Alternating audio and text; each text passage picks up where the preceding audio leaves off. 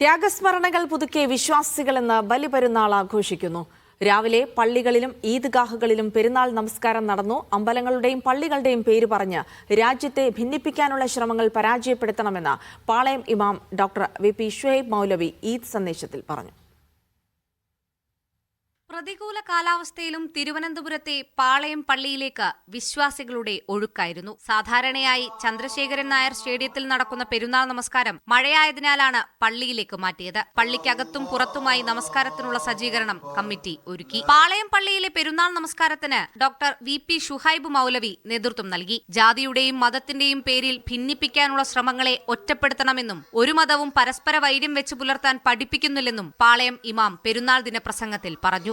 മുഴുവൻ മനുഷ്യർക്കുമിടയിലെ പരസ്പര സ്നേഹം ശക്തിപ്പെടുത്താൻ വേണ്ടിയാണ് ബലിപെരുന്നാളടക്കമുള്ള നമ്മുടെ എല്ലാ ആഘോഷങ്ങളും. സഹോദരങ്ങളെ, ഭിന്നിപ്പിക്കാനുള്ള ശ്രമങ്ങൾ ഏത് വശത്തിൽ നിന്നുണ്ടായാലും അതിനെ പരാജയപ്പെടുത്തുന്ന രീതിയിലുള്ള സൗഹൃദങ്ങൾ രാജ്യനിവാസികൾക്കിടയിൽ, പൗരന്മാർക്കിടയിൽ ഉണ്ടാവണം എന്നുള്ളതാണ്.